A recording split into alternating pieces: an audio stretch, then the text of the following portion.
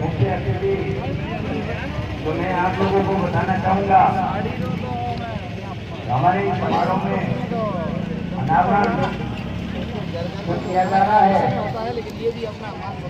इनका जो है सानिध्य हमारे भिक्खू आनंद हमारे बीच में बता चुके हैं।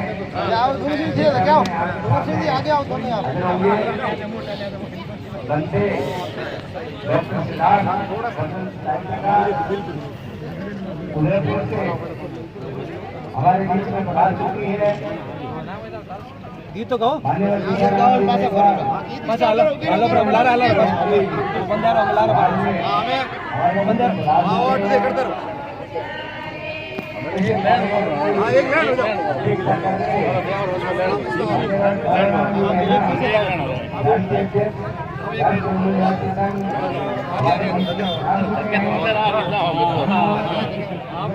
खड़े हैं, इस बात का आप सभी ध्यान रखें। अनुरोध है सीधे ही बाबा साहब डॉक्टर भीमराव अम्बेडकर जी की मूर्ति का अनावरण के लिए हमारे अतिथिगण बना चुके हैं और वो सीधे ही अनावरण स्थल पर पहुंच रहे हैं। हमारे बहुत सारे कैमरामैन साथी पूरी वीडियो शूटिंग कर रहे हैं, लाइव कर रहे हैं। बहुत ही सुंदर नजारा। आप सभी से अनुरोध है कि आप भी पीछे मुड़ के देखें। सभी से अनुरोध है आप मूर्ति अनावरण अभी सारे हमारे अतिथियों का आदर सत्कार, उनका सम्मेलन किया गया है और मंगल गीत गाते हुए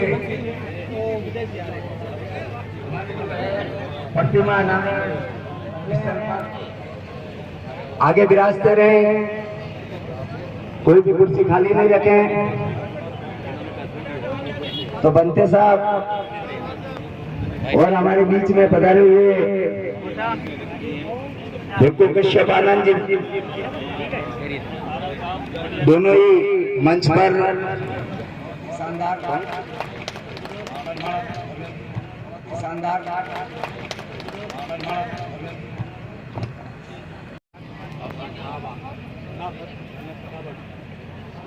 अभिनंदन धर्मेंद्र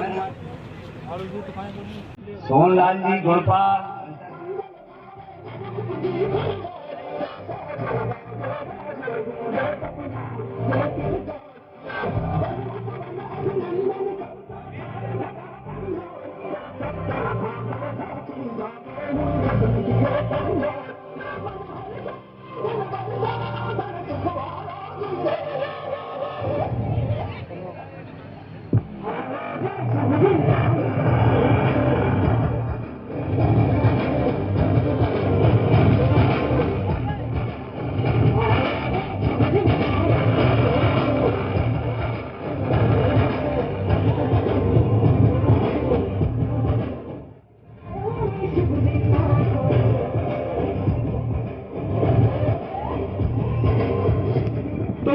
वॉल्यूम के अंदर उनके द्वारा बेल गांव के निपाड़ी गांव के अंदर मुंबई बहिष्कृत परिषद के अधिवेशन में दिए गए भाषण के अंदर जो समाज की आज दुर्दशा है, उस दुर्दशा के दो कारण बताए हैं।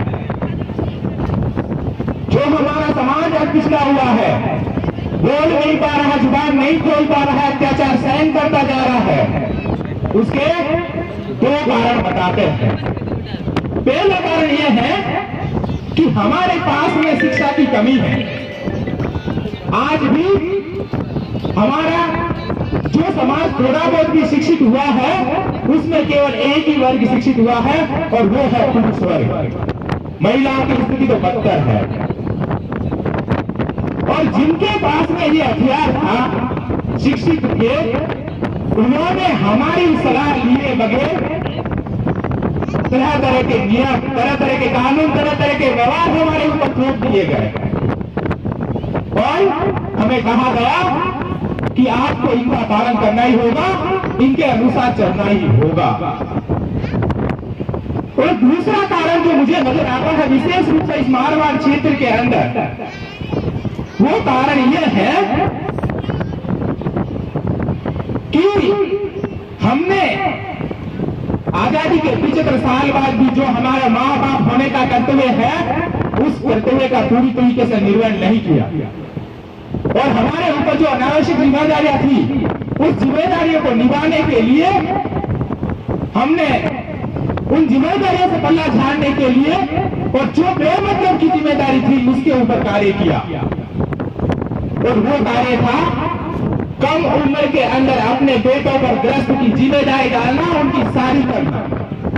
हमने उनके शिक्षा का बंदोबस्त नहीं किया, उस गृहस्थी को वो झेल सके, उसके बच्चों को पाल सके, उसका बंदोबस्त किए बगैर हमने गृहस्थ के अंदर धकेल दिया।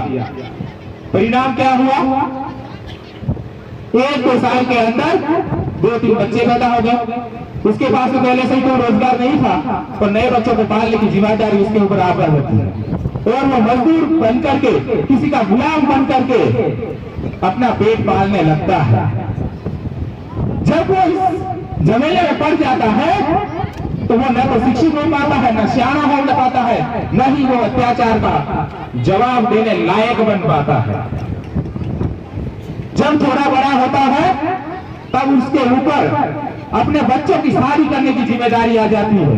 पहले से ही अपनी शादी के कर्ज में डूबा हुआ होता है और बच्चे बड़े हो जाते हैं। जैसे ही परिवार बढ़ता है, परिवार का पालन पोषण करने के लिए अतिरिक्त आय की जरूरत होती है, और उस आय के लिए अपने परिवार, अपनी गृहस्थी चलाने के लिए वो अपने बच्चों को मजदूरी की तरफ धकेल देता है।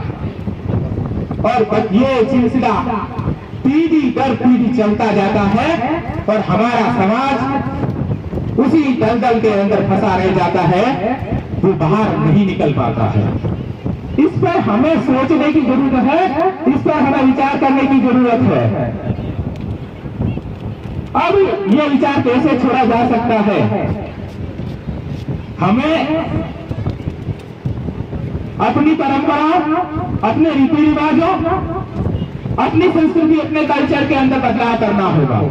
हमारे जो बेमतलब की परिभाषा बनी हुई है, बेमतलब के जो रीति रिवाज है, जिसके ऊपर हम आए दिन धन खर्च करते आ रहे हैं, उसके ऊपर रोक लगानी चाहिए और साधारण तरीकों को अपनाना चाहिए, जिसके ऊपर कम से कम धन का खर्च हो और हमारा काम भी बन जाए।